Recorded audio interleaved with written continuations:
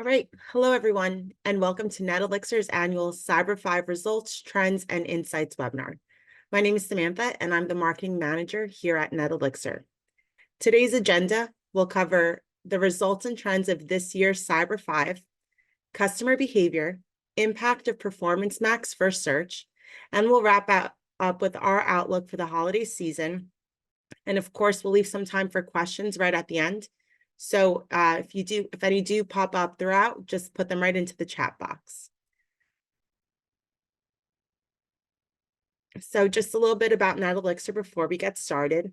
Our digital marketing specialists have been perfecting a growth formula for more than 19 years. We help our brands redefine their search marketing strategy using a combination of AI-powered tools and real-time consulting. Our team's expertise has allowed us to be a part of Google's leadership circle. We're among just 27 agencies out of 10,000 in the US, and the only one from New Jersey. And we're a certified minority business enterprise through the Minority Business Council. So let's get started. I'd like to introduce today's speaker, Udayan Bose, founder and CEO of NetElixir. Udayan is an innovation fellow at the Columbia Business School and a guest lecturer at Cornell University, City University of New York, Baruch, and the Indian School of Business. Udayan's passion for helping e-commerce brands has propelled NetElixir to be a premier source for not only e-commerce strategy, but also industry insights and data. And with that, I'll hand it over to you, Udayan. Thank you so much, Sam. Appreciate the kind introduction. Hello, everyone. This is really our 16th Cyber 5 presentation that we have had. And I really almost overcome by this entire feeling of deja vu, essentially, right? Where 16 years back, a lot was different compared to what it was. 16 years back, Twitter was still mostly known as a sound which essentially birds made. And at this point in time, Twitter has become X, which was earlier called Twitter. So I think a lot really has changed in this time. And it's just really been a privilege to view almost like as I have a front seat view in terms of the entire evolution of e-commerce, the transitions that have happened in the e-commerce world and the digital marketing world as well. So a little bit about the basis of this presentation. So we have been tracking the real-time data for each one of our clients. It's an aggregated group of about 75 customers that we really track and really look at all of the different metrics on the website as well as the e-commerce, specifically from Thanksgiving till about Cyber Monday. We then segment it. We really segment it by devices, channels, locations, and industry verticals as well. And currently for today's webinar, we really have considered about 8 verticals that we really want to speak on. And last but not the least, we really found that just the website metrics may not really give a complete picture. So we have really utilized our own AI marketing technology called Elixir Insights to go ahead and track some of the behavioral trends and some of the new shopping behavior as well. And I must confess, this is probably my most, the section that I am most excited about and also was quite uniquely surprised as well by. So without further ado, let me just dive into our 16th annual Cyber 5 results. Overall, in terms of e-commerce growth, I know the numbers, there have been a fairly wide range shared, anywhere between 6% to 9%. For our data set, we saw an e-commerce growth of about 7% year on year during Cyber 5. And we decided to sort of plot the growth rate 2023 Cyber 5 versus 2022 Cyber 5 by regions as well. And as you can see on the region side, interestingly, South really led or surpassed the overall growth rate of the other regions in terms of year on year, plus 9%. So at this point in time, I think it may be a good idea to really have our first poll, Sam. And my question to all of you would be, just if you really look at all the online shoppers, and understandably that there are states like California and New York which are there in the top 10, but in the bottom 10, guess how many of the southern states are there in the bottom 10 in the US in terms of online shopper penetration or percentage of online shoppers. This data, again, I have really taken it for the last, it's 22 data because 2023 data is yet to be published, but just any guesses? I see some numbers coming in, yeah, and I see it mix between 5 to 7 states seems to be leading so far, or 4 or less states followed by that, and so on. So maybe we'll give it a few more seconds before we end the poll. And there is a certain reason because of which we are really asking this question, and there is a bit of a correlation as well to the data that I'm sort of sharing with all of you as well.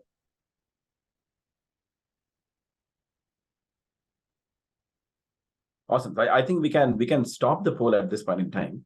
So I'll just end the poll. I think the number 1 seems to be 5 to 7 states, followed by 4 or less states. So I believe it or not, the answer actually is 8 states. So it's more than 7 states.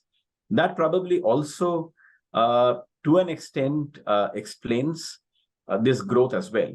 So it was a very interesting state overall. And when I say state, effectively, because pre-COVID, if you really look at it, the shopper penetration of the percentage of people engaging in online shopping across the different regions was fairly lopsided. So South was actually sort of catching up with the rest of the country in most cases, and then followed by Midwest, and then West and Northeast essentially were leading the pack.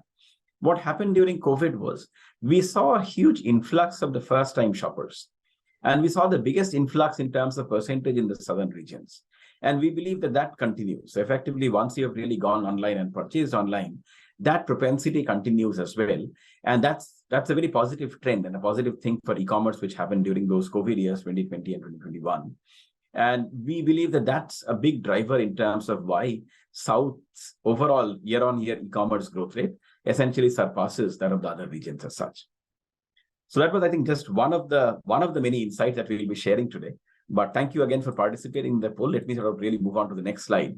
We wanted to check the Cyber 5 share of orders and revenue by day.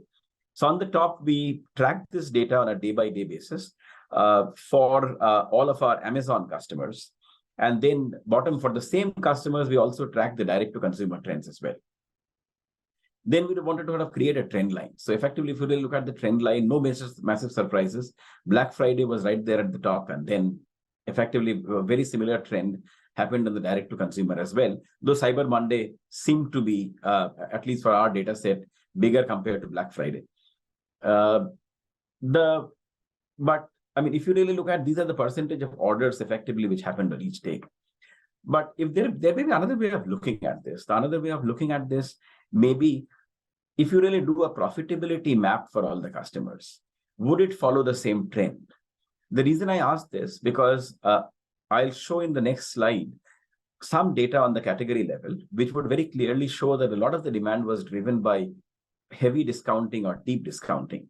And I'm just questioning as to what is the impact of these such heavy discounts on the bottom lines, essentially, on the margins as such. So it will be very interesting for you to really do this mapping, not only based on the revenue or the overall demand, but also in terms of the profitability as well, on a day-to-day basis.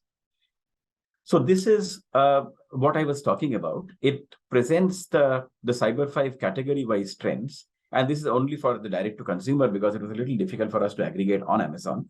So what we have done in this table, we have compared the orders in 2023 during Cyber 5 versus 2022. So as you can see, beauty and cosmetics, there's a big lift, 22% jump over Cyber 5 of 2022. That's a huge jump. Interestingly, the average order value, though, actually fell. It fell to 8% or fell by 8%.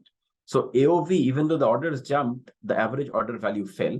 The sessions were more or less in line with the orders and so on.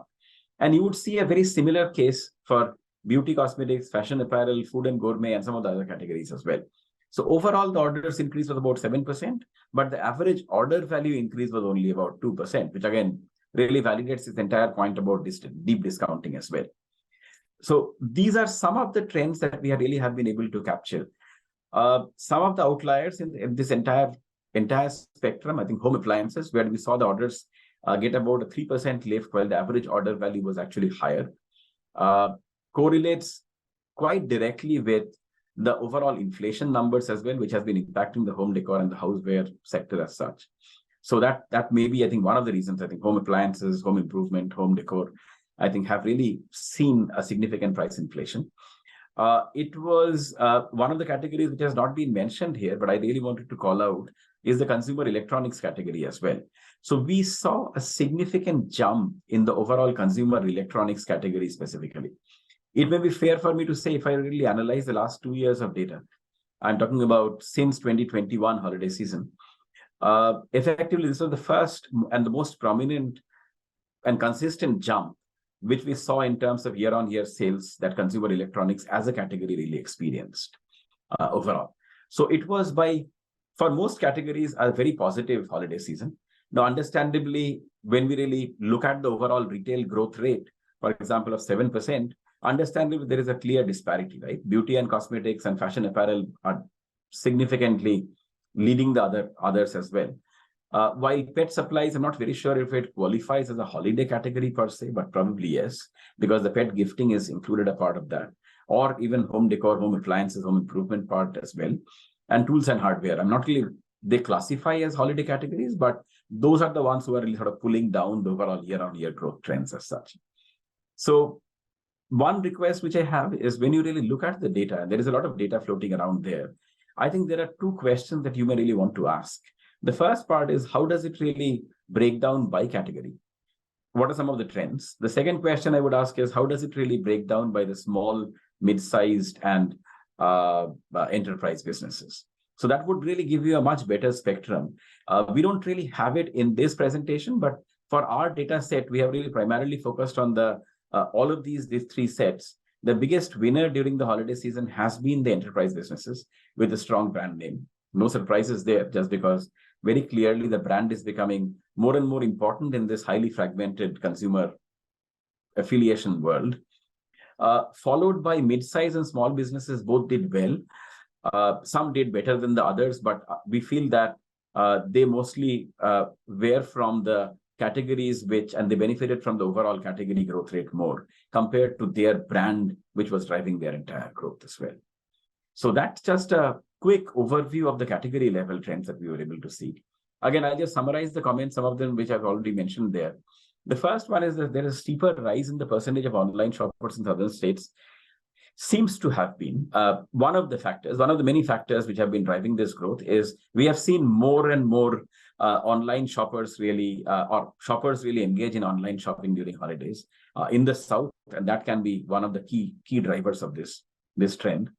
The second point I wanted to highlight is though the Cyber 5 day-wise trend, order trend looks very similar, or demand trend looks very similar, it may be important for you to analyze and assess as to how does the profitability trend line really look like. And the reason I'm sort of even mentioning this, because based on the data, we would very strongly recommend that you should decide as to what should you sell on the marketplaces versus what should you sell on the direct-to-consumer web, basically your website. That's one. The second part is you can even decide on your product mix by day across Cyber 5 and be a lot better planned. Because understandably, I think we are seeing those trend lines, they're pretty consistent, but when you really map the profitability, the number looks very different. I'll give you a simple example. If you really analyze for the beauty category, essentially, let us say for our customers, you saw the AOV actually declined by about 8% overall, right? But when we really look at, or year-on-year essentially decline was about 8% overall. But if you really look at very specifically Saturday for some reason, and this was after the Black Friday sales were over, we saw actually Saturday and part of Sunday as well, the AOVs actually sort of jump up. So if you really do the profitability measure for, let us say, second half of Saturday and the first half of Sunday before the Cyber Monday promotions were launched, actually may have been a pretty profitable period as such. So the important point from the example that I just shared was it's extremely important for you as a mid-sized business or as an SMB to really look into almost like hours where you can really not only see the spike in demand, but also really focus on the profitability as well. Because, I mean, as we all know, anyone on the e-commerce space, the margins have become so tight and the competition is so intense, you really have to get down to that fine granular part and make it as much focused and as much targeted as to where you are making money and where you are not making money. And what is the purpose when you are not making money? Is it right because of the product portfolio? Is it the pricing strategies? Is it the promotion that you're running, et cetera, et cetera? So e-commerce has become a very, very granularized, a very targeted, focused micro thing. And it is becoming even more important as basically it becomes very clearly that discounting is taking over the entire retail e-commerce space. The last but not the least, again, touches on the discounting part that I mentioned. And that's, I think it's extremely important for marketers or businesses or e-commerce companies to really look at it rather than one Cyber 5, literally break it down into hours and just ask these questions, which I just shared with all of you. Again, happy to take any questions very specifically. We'll try to share any category specific insights wherever possible, but happy to take any questions or probably how to do it later as well. I think one of the questions from Rohit is, do you believe the Black Friday Cyber Monday advertiser behavior? Absolutely. So let me get into that, Rohit. Great question. So let me get into the consumer behavior part as well, and then I'll get into the advertiser behavior as well. So in terms of Cyber 5, I mean, the first one is to be expected. No big surprises there. The mobile orders accounted for 61% of the site-wide orders. So it's a big chunk. The AOV continues to be lower. One thing which still is a little surprising is the percentage of mobile optimized websites are still not as high as they should be. Let us just put it that way. Though I don't have any recent numbers, but I'm really quoting a study from August 22, which is last year, August. And effectively, it seems that almost about 50% of the websites are not really still optimized for mobile devices, which just is astounding or shocking to an extent. I mean, very clearly, we believe that mobile is the first channel or the first device, the first screen. And this entire propensity of mobile to really sort of keep growing would definitely is to be expected. In fact, we believe that the percentage of mobile orders maybe by 2025 will settle down to about 75% across categories as such. So that's, I think, one of the trends. And this is mobile share by category. Beauty, cosmetics always used to be the top. This year, we were very pleasantly surprised that for the first time in our study, fashion and apparel had just tipped effectively beauty and cosmetics. It's roughly the same, but still high. Other surprises, food and gourmet, we had expected them to be more, but we are talking about the gourmet component, whereby I think the choice of assortment and how exactly you're really building your basket may be the reason why a lot of the shopping is still happening effectively through desktops. But those are some of the trends which I think are worth being cognizant of as such. The last part, this is probably, I mean, in the entire presentation, my favorite slide, primarily because we have been able to track for every category, how did the items per order, or let us say number of units per order really fluctuate year on year. Like for beauty and cosmetics, you are able to see that there was a 11% lift in the number of items per order, which means that there was a shopping cart and the number of items which were there, let us say hypothetically 10, went up to about 11 items effectively this year, right? So that's 11 or whatever, 11.1 this year. So effectively, I think that's an interesting insight, primarily when you look at the second data point, which is the latency, which is the overall time between the first time the potential shopper lands on the website till the time they complete the purchase. Now, why is it so important, and why is it so extremely important to really look at both of these numbers together? So effectively, what the first one means, people are buying more number of units, right? Again, I'm just focusing on one category for simplicity's sake to help you understand.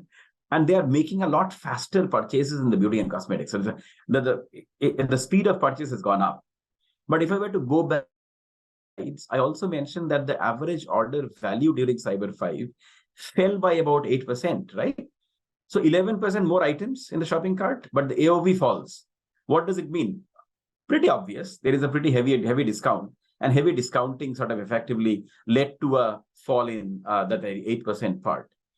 But how does that latency number sort of influence that? Our interpretation or extrapolation of this entire thing is, we are looking at something that we had sort of pointed out even in the month of September when we did the forecast webinar. We are seeing this year an unprecedented trend, which we believe is something that will stick for a very long time. An unprecedented shopper trend, which is this concept of quick or rapid, almost like a deal grabbing. And advertisers are really taking advantage of that. For example, we all probably are familiar by now with Amazon's lightning sales. And just putting that mark as to what percentage of those has been claimed, et cetera, creates that sense of urgency, right? So I think that immediate on-the-spot deals and deal grabbing is becoming a trend which effectively cannot be ignored any longer. We were able to capture all of this stuff using our platform, Elixir Insights, because we felt that while the web analytics technologies, let us say, well, like Adobe or Google GF4 or Google Analytics really gives you the website data, it's important to really look at from the shopper's perspective and try to combine both of them to really come up with a unified story. And that's, I think, one of the things which probably really interests me a lot in the entire part. Also, if you really go into the category wise as well, some of the categories like tools and hardware, it was very interesting to see that the overall latency was about 39% higher compared to last year. Or let us say people were buying quicker, or lower compared to last year, people were buying quicker as well. So it really has to be put in the entire perspective. The frequency of purchase now comes in as an important component. So let us say as a shopper, or as a consumer, again, getting to your question, Rohit, and we are seeing it very distinctly. Let us say your shopper earlier used to make during Cyber 5, maybe 3 purchases. Because they are buying faster, lot of the strong and more sophisticated advertisers, we saw very clearly are inducing this almost like a short-term promotion situation, which led to one additional purchase. And when I talk about one additional purchase, remember this is within Cyber 5, right? So 3 becoming 4 essentially is a growth of about 33%. And that's where I sort of get in that the frequency of purchase has increased, which can be a huge, huge reason as to why we saw this lift in certain categories, which were quite significant, like the beauty and cosmetics and so on and so forth. So that's, I think, one of the clear observations as well. And it has pretty deep ramifications. That's the reason I keep on sort of getting excited when I present this slide for that reason, because these are all fundamental shopper behavioral changes which we sort of come in and which we are able to track using Elixir Insights, which really helps us to look at marketing from a different perspective. The first one, for example, the mobile is the primary scheme. I mean, that just goes without saying. And we believe that for most retail categories, some categories will probably take a little longer, like let us say hardware or food and gourmet, but everything should settle around 75% mark. That's what our anticipation is. Very similar level as where beauty and fashion apparel are. The second one is the interesting one, which I really wanted to emphasize and really wanted to request all the merchants who are attending this webinar to really sort of pay very, very close attention to this entire concept, which we are calling deal grabbing behavior, where the shopper swoops in very quickly to grab the item-specific deals before they're gone. But when they sort of swooping in, effectively, it seems, based because the number of units have gone up as well, they're also buying other stuff as well, right? So it's almost like the concept of a doorway product or a gateway product, which sort of gets you in with a heavy deal. The deal is not going to last long, it's going to go. But then you're sort of creating those checkpoints, which really gets them to maybe add one more item in the shopping cart. And that's really leading to that 11% increase in the overall shopping cart number of units. And then it's gone. It's like, it should not be lighting. It's like lightning deals run on Amazon capitalize on this particular tendency as well. We had observed this through the entire year. I'll give you an example, pretty much starting from Valentine's Day, Mother's Day, Father's Day. We saw that whenever the promotion period was, the discount period was there was an 11% year-on-year higher jump. The spike size was 11% more compared to last year. So that means the sensitivity of the shopper to any spot discounts has gone up that much. Now, it may be very easy for me to just mention that, but there are deep ramifications effectively for the merchant or the business or the, let us say, the retailer in this case. Because immediately we think about it, we talk about as to how should the promotional strategy really change. The second part is, should it be the promotional strategy only, or is it like the 4 Ps of marketing, the product, price, what channels are you really offering these discounts and so on and so forth? That's one. The second part is, it will understandably have a massive impact in terms of the inventory that you are carrying as well, right? How much should I stock at what point in time? Because suddenly there the concept of a homogeneous purchase is not as prevalent. It is very clearly a deal-induced almost spikes, a set of spikes as such. And that itself really requires a tremendously careful amount of almost like a inventory planning and forecasting the classical models all go for a toss because you can't really forecast such behavior unless and until you really have adequate data.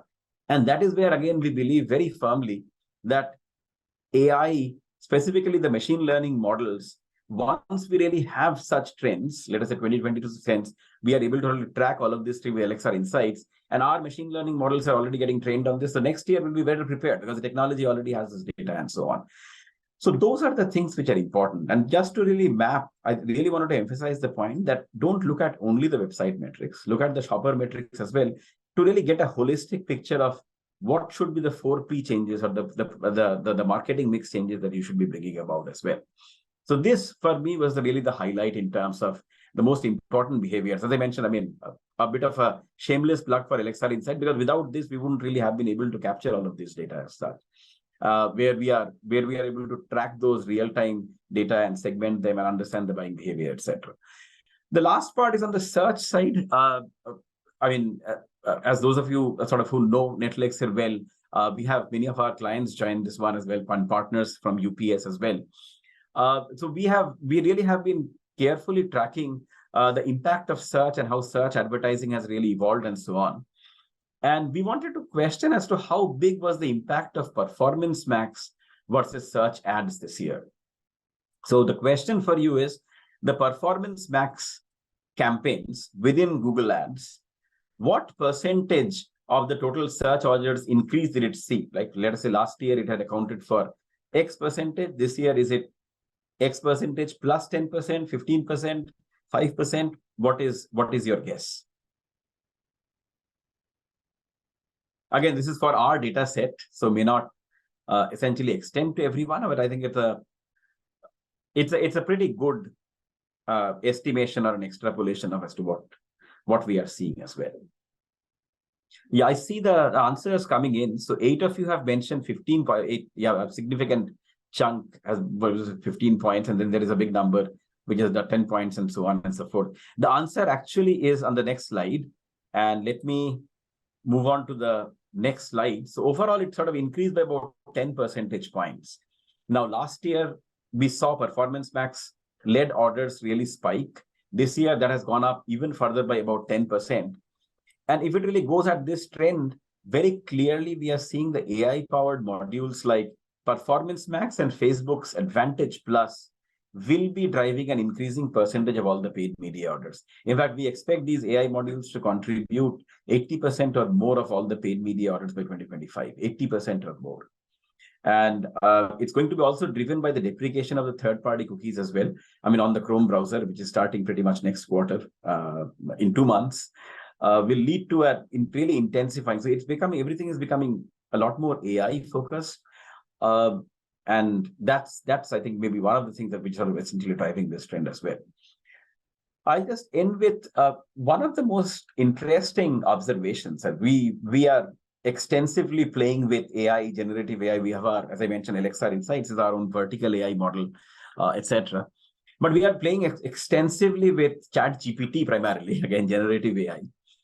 And I wanted to do a search this time or a discovery process and conduct my shopping exercise through ChatGPT. So what I did was GPT-4, here is a screenshot of the Black Friday deals, do research on them and tell you what do you find, are these good prices? So it was very interesting. They were able to come up with very specific and correct answers as such, right? So I was literally, once we were successful in doing this, then I really used ChatGPT as almost like as a concierge or a shopping concierge for me. Now, the big question which I have, if this is so helpful, and we are still really looking at the initial, I mean, ChatGPT completes our 1 year of really being out there in the public today, effectively, exactly, it's its first birthday of ChatGPT, so as to say, ChatGPT 3. Then, I mean, it's fair to say that AI will really change how we shop forever. It probably is already changing how we shop forever as well. And understandably will change entire retail. It potentially will even sort of change as to how we search and shop and buy as well. And maybe it will be not search, it will be probably discover and buy and so on and so forth, right? And who knows? I mean, maybe if I make a pretty radical comment that maybe 10 to 15%, maybe 20% of all the searches or all the purchases will be influenced by a chatbot next year, next Black Friday or next Cyber 5, I don't think I'll be totally off or totally wrong. So the question that I really have for all of the businesses on this one, how deep are you in this AI-driven future of digital marketing or search marketing and e-commerce? Because if you are not, you will not be able to catch up, understand. It's basically an exponential technology. And if you are not in the joining the bandwagon right now, you should have probably joined about a year back. But if you're not sort of starting off right now, it will be very difficult for you to catch up and really sort of do justice on this part as well. So those are, I think, some of the points I really wanted to highlight. And I'll sort of wrap up my session with just an outlook for the 2023 holiday season. We had done our forecast webinar. We still remain pretty bullish that we will be seeing the holiday sales growth on the e-commerce side, online holiday sales growth, in line with our September forecast of 9%, which we have done. 19 September was our holiday forecast. So far, I think we are pretty much on track, and we would want to retain that, the same 9% year-on-year growth number as such. So very optimistic that this will be a holiday e-commerce season. But as I mentioned, this also will go down in history books as the AI first retail holiday season as well. I don't know whether AI first can be applied for this one, maybe the next one, but this is when AI, we are able to see some impact it is able to have. By next year, I think it will be an AI first holiday season in 2024. That's all I have. I just wanted to end with a, since we had Giving Tuesday just a couple of days back, wanted to really end with a request to all of you. As some of you may know, we also have our own nonprofit that we really run called the Udayan Foundation. The aspiration is in some of the underprivileged areas in India, we are seeing that young girls, just because of the lack of money, they don't really get a chance to really get educated or pursue high school and college education. And the unfortunate ramification is, in many cases, they are getting married away at the age of 13 and 14. Now, this is something that we really want to fight, and we really need an army, or more than an army, and everyone to really sort of fight this this cause of education, because it's our firm belief at NetElixir that everyone deserves the same chance, right? And if we can collectively do our bit to really help these guys do well, why not? I mean, so it's I believe a very noble thing to really go ahead and support other folks' dreams and help them, their dreams of a better life. So that's what we are trying to do. And we are seeing some transformative effects in terms of how one successful girl is able to really inspire her entire village into studying, and it is really leading into almost like a movement as such, thereby making some massive, almost like the class system, which is so prevalent in especially the underprivileged parts of India, and sort of just breaking those social norms which have been sort of defined over the ages as well. So I would request, I mean, if anyone is interested, please go ahead to our Udayan site and check it out. And if anyone feels that they really want to make a contribution to helping these guys dream of a better life, you can really scan this QR code and make whatever contribution, even a $5, $10, $20, whatever sort of, I think will go a very long way in really helping these guys realize these dreams. I know we have questions coming in, but before that, let me hand it over to Sam to really wrap up the presentation. Sam, over to you. Hi, Dane. Well, thank you. Let's start just diving right into the audience questions. Awesome. You'll have to probably read it out a little bit. Yeah. So, Udayan, you started bringing up the question during the webinar a little earlier. We have, do you believe that BFCM advertiser behavior is different in any way this year, since there are more days between Thanksgiving and Christmas? Absolutely. So I think overall Thanksgiving and Christmas part, Rohit, earlier used to be a much bigger trend. I mean, now we are seeing the Cyber 5 is probably should be called Cyber 9 or Cyber 11. I don't know, whatever, because most of the Thanksgiving or the Black Friday deals essentially started much earlier as well. So should be probably appropriately called the Thanksgiving week altogether, right? So from that perspective, I think the number of days, I'm not very sure as to how much of an impact it will have. I mean, if this year Thanksgiving was earlier, so if at all, it will have a positive impact. Interestingly, we have seen also another very interesting trend, and hopefully we'll be able to share it in the next time. We have seen that despite all of these deals, the propensity of some folks like myself to make those last minute purchases is very consistent. So there is a chunk, there's almost about, I don't know, 20-25% of the people who wait all the way till about 16th or 17th of December prior to making the purchases. Don't ask me why I do that, but I still do that. But anyway, so I think we'll see the second round of those purchases things happen, and that may actually be pretty exciting, because that may actually even sort of push it during those days beyond that 9% prediction or forecast that we are making. So that's, I think, one of the changes that many of the advertisers or sellers are effectively being very cognizant to this as well. So yeah. Udayan, what do you think was the most surprising trend this Cyber 5? Well, by far the deal grabbing, it's becoming more and more pronounced, Sam. I mean, it's just becoming huge in terms of deal grabbing, people sort of jumping in, sort of getting the deals, filling the bag and sort of going off. That was interesting, but I was just hoping that the average order value also keeps track. And that probably is an opportunity for a lot of businesses, because in many cases, I feel that there is an opportunity for us to do, or businesses to do, better margin calculation and better packaging. The mix, I think, has to be evaluated very carefully, primarily because you can't really have a minus 8% AOV if the unit number is going up by 11%. Right? That means that there is an opportunity in planning very clearly, and either in terms of discounting, which is the promotional strategy, or in terms of product mix, which is the AOV strategy, and so on and so forth. But that would be, I think, the deal grabbing and the spikes that we are seeing probably was the most important one. Yeah. Great. And I believe we have one more. So considering the increasing role of AI in e-commerce, how do you see it influencing online retail in the coming years? Wow. I mean, honestly speaking, as we have seen with ChatGPT a year back, no one had heard of it pretty much, right? And it is changing the world, and in many ways that we had not really expected. The first one, I think, is that the concept of a retail concierge will be extremely important, or a shopping concierge, right? So if let's say Sam doesn't have the time to go about search on Google or Amazon, but it really has a chatbot, a personal chatbot or an assistant who can really help her with all of the shopping purchases. So Sam just tells her, and the chatbot keeps on sort of going around and identifying all of these best deals and presents it to her. And who knows, probably she actually sort of tells the chatbot, can you really execute it on my behalf as well?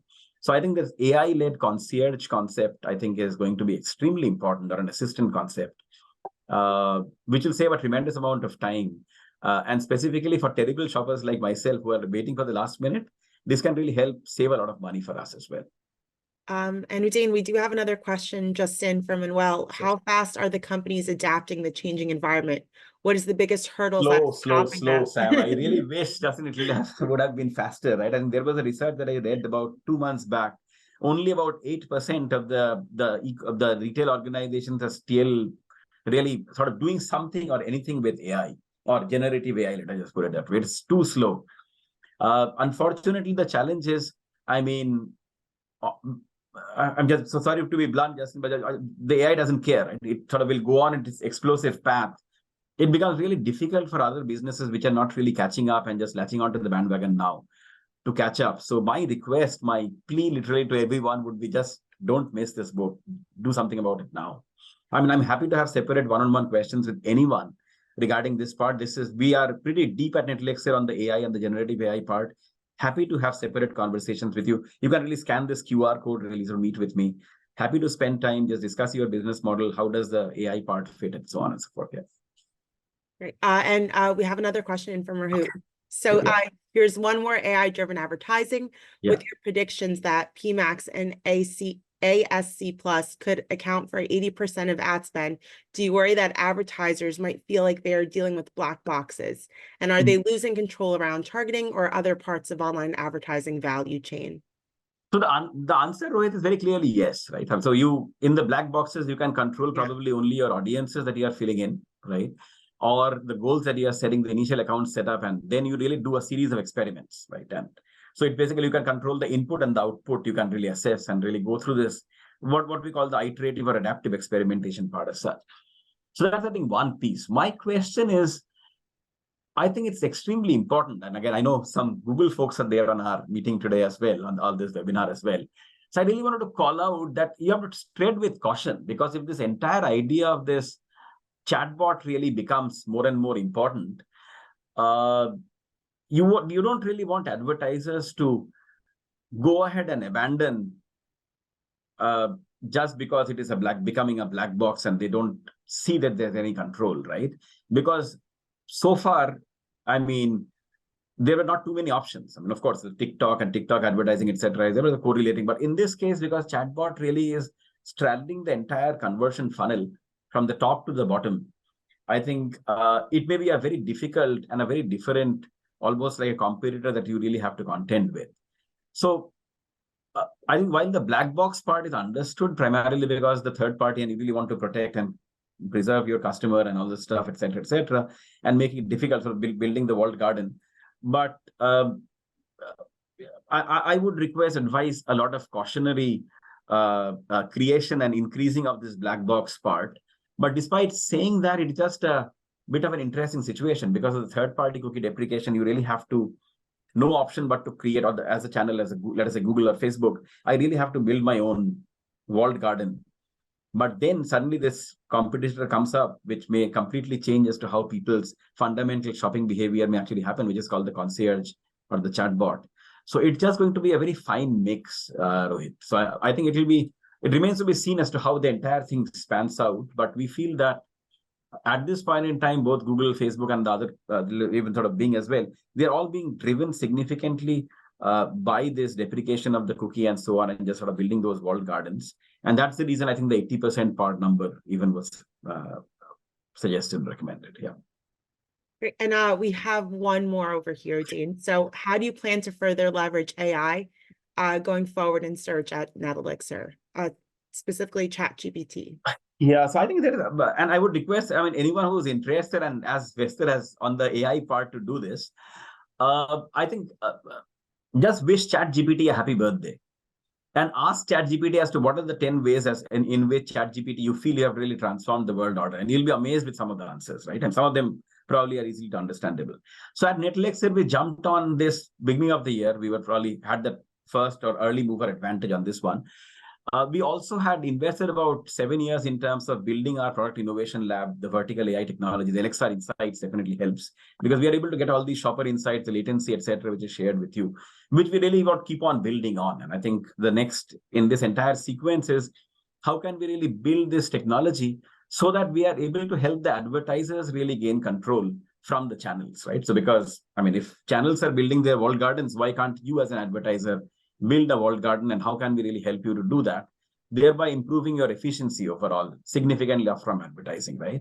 So we are using AI in terms of improving the marketing mix and improving your the efficacy of your overall spend and investment. That's, I think, one vertical AI part. On the ChatGPT part, we have built something that I'm extremely proud of, and this is a version 1 at this point in time. We really have built our own Elixir GPT. So what we have done is we have really mapped out all the tasks that are done typically by our colleagues in the let us say search marketing or social media advertising segment. And I've asked a question, which can be done by ChatGPT faster without really compromising on the quality. And we have been amazed as to how much it has increased our efficiency. So at NetElixir, we are using AI for 2 reasons. One, driving superior performances and really helping businesses take control of their advertising. So Rohit, again, very counter to the black box part. How can we really help you make more sense, because you really need to have greater control over your budget. And the second part is using AI to do more with less. That's basically our internal thing as an agency. I think how can we utilize the data to be more efficient as a company and add more value for our clients as well at the same time. Yeah. Udayan, we do have one more AI question. Okay, and then I think we're good to wrap up. So is AI changing the organic landscape in terms of being up to date more often than before? Is organic optimization becoming a short-term impact than a long-term? Beautiful question. Love the question. And thank you. So again, at this point in time, what I'm saying is purely this is a point of view, right? I mean, effectively, no one knows because it's just so new and it is still happening or yet to happen. So search generative experience would be a very interesting first step, right? And in the search generative experiences, understandably, all the conventional concepts of SEO, some of them will hold, many of them would have to be really not changed, right? So structured data, what is the impact it will have on this thing? What is the importance of the EEAT, and all of this stuff becomes important as well. So that's, I think, the classical way of approaching. But I keep on asking all the time that what am I missing, right? And one of the things which I don't know the answer. I mean, by the way, beautiful question, I don't know the answer at all. By looking at the entire world of SEO or search generative experiences using the filters of the past SEO, in my opinion, is a big constraint and a wrong thing to do. But I just know that just because it's more intuitively, I know that. I don't know what's the alternate solution.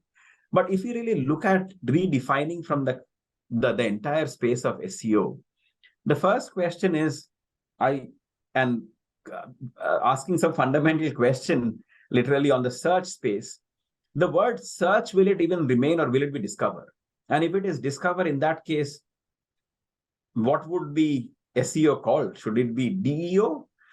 So that's, I think, the first part. If we are defining it, that's a discovery, how does it really open up the different channels as such? So far, it has been very Google-centric. But now, will it be chatbot-centric, or would it be Google-centric, or would there be a slightly more distributed and homogenized overall landscape? So there are a lot of questions there, but I think the conventional norms, some of them would last because those are the best practices. I don't think there is anything wrong with that. But looking at the future, only wearing the filters of the past, in my opinion, is a bad idea. Primarily because at this point in time, I mean, the way that we are approaching it at NetElixir, one, we are doing a huge number of experiments. That adaptive experimentation, the importance of this, I can't really emphasize enough. Because we don't know what we don't know, right? So might as well fail faster and figure out. That's, I think, the first thing. The second part is we are really looking at all the options. Earlier, it used to be a very Google-centric approach towards SEO, right? But now, I mean, we really have to take cognizance of the other channels which are equally important.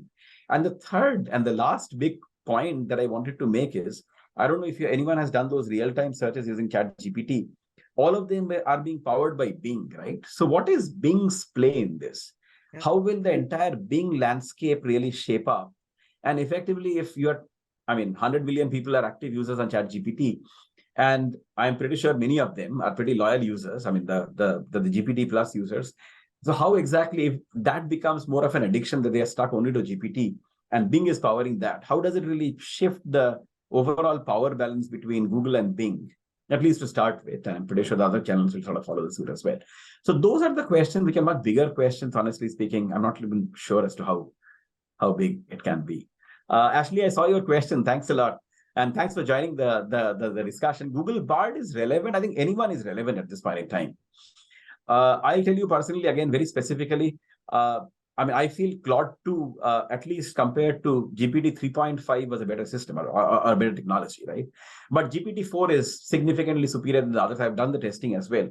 I've not really found anything, either Claude or Bard, to be remotely close to GPT 4. And I would think that GPT 5 is going to be a game changer.